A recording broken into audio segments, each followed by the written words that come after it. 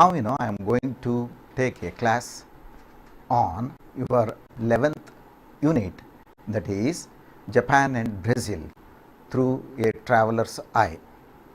It is a travelogue written by Hungarian born British journalist, writer and a humorist. So he visited, as you know, ನಿಮಗೆಲ್ಲ ಗೊತ್ತಿದ್ದ ಹಾಗೆ travelogue ಅಂದರೆ ಒಬ್ಬ ವ್ಯಕ್ತಿ ಒಂದು ಅಪರಿಚಿತ ದೇಶಕ್ಕೆ ಹೋಗಿ ಅಲ್ಲಿ ತನ್ನ ಅನುಭವದ ಮೂಲಕ ಅಲ್ಲಿಯ ಭಾಷೆ, ಅಲ್ಲಿಯ ಜನ ಮತ್ತು ಸಂಸ್ಕೃತಿಯ ಬಗ್ಗೆ ತನ್ನದೇ ಆದ ರೀತಿಯಲ್ಲಿ ಬರೆದಿದ್ದೇ ಆದರೆ ಅದನ್ನು ನಾವು ಟ್ರಾವೆಲಾಗ್ ಅಂತ ಕರಿತೀವಿ. ಸೊ ಇಲ್ಲಿ ಜಾರ್ಜ್ ಮಿಕೇಶ್ ಅವರು ಜಪಾನ್ ಮತ್ತು ಬ್ರೆಜಿಲ್ಗೆ ಬೇರೆ ಬೇರೆ ಸಂದರ್ಭದಲ್ಲಿ ಭೇಟಿ ನೀಡಿ ಅವರು ತಮ್ಮ ಅನುಭವವನ್ನು ಇಲ್ಲಿ ವ್ಯಕ್ತಪಡಿಸಿದ್ದಾರೆ. ಮಿಕೇಶ್ had visited Japan and Brazil in a different occasion, and he had written his experiences and impressions on both the countries. So now we look at one by one. So first we move on to Japan, where he is talking about three aspects. One is their manner, and second one is their mania of bowing, third one is the eating of soup. Now we look at one by one. First, their manner. He says that Japanese are exquisitely well-mannered people. So that is why they respect one another's privacy.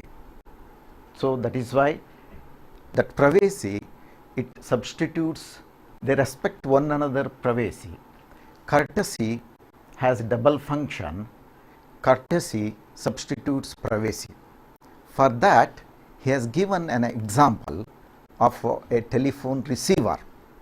So ನಿಮಗೆ ಗೊತ್ತಿದ್ದ ಹಾಗೆ Japan ಅತ್ಯಂತ ಜನದಟ್ಟಣೆ ಇರುವಂಥ ದೇಶ. ಅಲ್ಲಿ telephone ಬೂತನ್ನು ಇಡಲಿಕ್ಕೂ ಕೂಡ ಸ್ಥಳ ಇಲ್ಲದೆ ಇರುವಂಥ ಸಂದರ್ಭದಲ್ಲಿ ಟೆಲಿಫೋನ್ ರಿಸೀವರನ್ನು ಒಂದು ಜನ ನಿಬಿಡವಾದಂಥ ಹೋಟೆಲಲ್ಲಿ ಕೌಂಟರ್ ಮೇಲೋ ಅಥವಾ ಟೇಬಲ್ ಮೇಲೋ ಇಟ್ಟಿರ್ತಾ ಇದ್ರು. So at that time so one can carry out his confidential business transactions or love quarrels without any hesitation. So that is why George Mikes says that one's telephone receiver his castle. So that is about their manner. Now I move on to second aspect, their mania of bowing. He says that everybody bows to everybody, or all bows to everybody. ಅಂದರೆ ಪ್ರತಿಯೊಬ್ಬರಿಗೂ ಬೋ ಮಾಡ್ತಾ ಇದ್ರು ಅನ್ನೋದು. ಅದು ಅಪರಿಚಿತರಿಗೆ ಬಹಳ ವಿಚಿತ್ರವಾಗಿ ಕಾಣಿಸಿದ್ರೂ ಕೂಡ ಅಲ್ಲಿ ಅದನ್ನು ರೂಢಿಯಾಗಿರೋದ್ರಿಂದ ಸೊ ಅದನ್ನು ಇಲ್ಲಿ ಮೆನ್ಷನ್ ಮಾಡ್ತಾ ಇದ್ದಾರೆ. Says that bowing is quite natural and inimitable ಅಂತ ಹೇಳ್ತಾ ಇದ್ದಾರೆ. ಇನಿಮಿಟಬಲ್ ಅಂದರೆ ಬೇರೆ ಯಾರಿಗೂ ಕೂಡ ಅನುಕರಣೆ ಮಾಡಲಿಕ್ಕೆ ಆಗದೇ ಇರೋ ರೀತಿಯಲ್ಲಿ ಅವರು ಬೋವನ್ನು ಮಾಡ್ತಾ ಇದ್ರು ಅನ್ನೋದು. And also he says that bowing is quainter and more formal and more infectious. ಅಂದರೆ ಒಬ್ಬರಿಂದ ಒಬ್ಬರಿಗೆ ಬಹಳ ಬೇಗ ಹರಡಬಹುದಾದಂಥ ಒಂದು ಸ್ಥಿತಿ ಅದು. So that is why he says that they have a complicated hierarchy regarding bowing. Then it seems somewhat strange for the onlookers, but for those Japanese they can manage very well. So in difference in rank, age and social position, finds out one more aspect, that is in Japan, Japanese stores they employ bowing girls to greet their customers. So he compares that to the page boys in European country. Then another thing he observes that carries in Tokaido, where the conductors in a carriage, that is it moves from Tokyo to, one more thing he observes that in carriage, it carriage of Tokaido, it travels from Tokyo to Osaka, so where conductors, they enters into the carriage, seems like what he says, is a theatrical scene. ನಾಟಕದಲ್ಲಿ ಪಾತ್ರಗಳು ಹೇಗೆ stage ಮೇಲೆ entry ಆಗ್ತಾವೋ ಹಾಗೆ ಅಲ್ಲಿ conductors carriage ಒಳಗೆ entry ಆಗಿ then they bow ceremoniously to the passengers, then they started checking the tickets. So that is one thing. He observes one more thing in Japan at Nara, where animal like deer, it also bows to the narrator or writer Mikesh.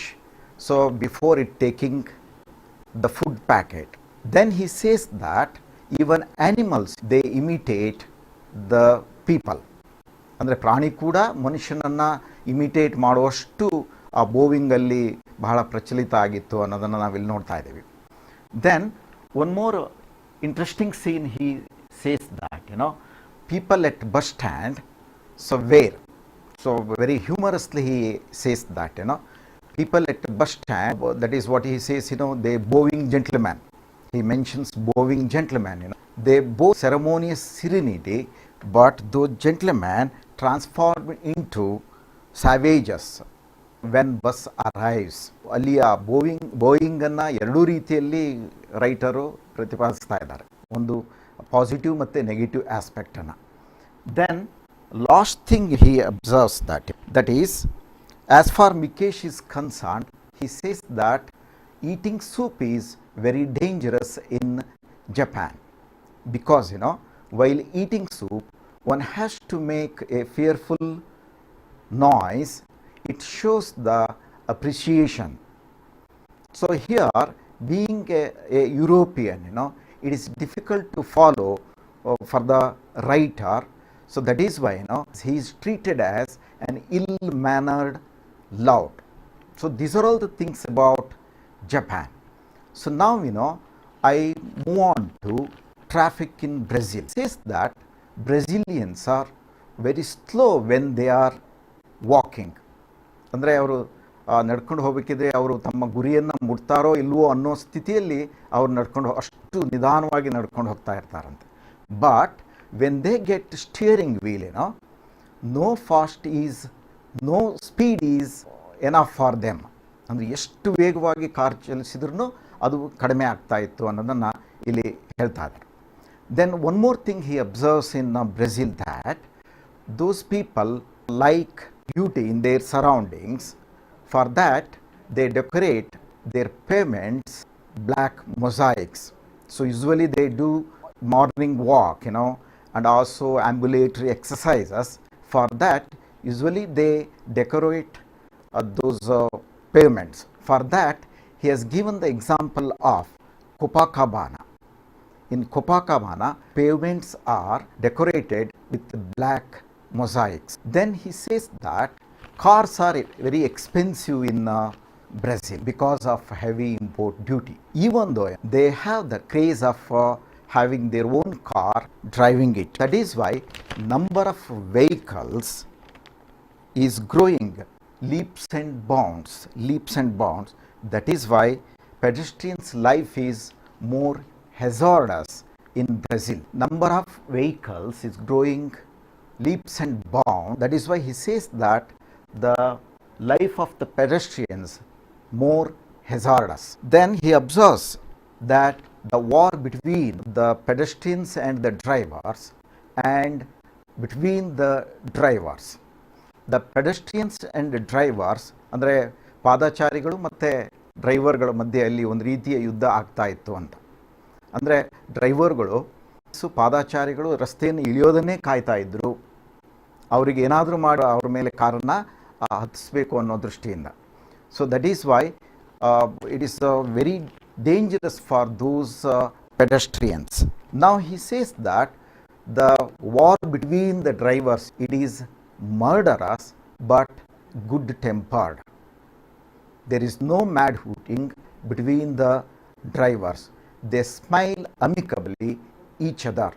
The last point he observes that the crawling traffic in Avenida Vargas, it is one of the cities in ಬ್ರೆಜಿಲಿನ. So ಅಲ್ಲಿ ಒಂದು ಬಹಳ ತಮಾಷೆಯಾದಂಥ ಒಂದು ಘಟನೆಯನ್ನು ವಿವರಿಸ್ತಾ ಇದ್ದಾರೆ.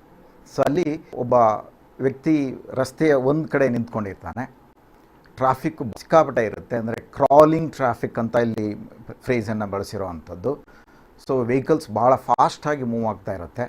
So ಈ ವ್ಯಕ್ತಿ ಆ ಕಡೆ ದಾಟಲಿಕ್ಕೆ ಬಹಳ ಪ್ರಯತ್ನ ಪಡ್ತಾ ಇರೋ ಸಂದರ್ಭದಲ್ಲಿ ರಸ್ತೆಯ ಇನ್ನೊಂದು ಬದಿಯಲ್ಲಿ ಅವನ ಸ್ನೇಹಿತ ಇರೋದನ್ನು ನೋಡ್ತಾನೆ.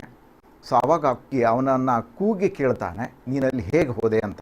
ಸೊ ಅದಕ್ಕೆ ಆ ವ್ಯಕ್ತಿ ಹೇಳ್ತಾನೆ, ನಾನು ಈ ಕಡೆನೇ ಹುಟ್ಟಿದ್ದು. So that is why it is crawling traffic is very appropriate.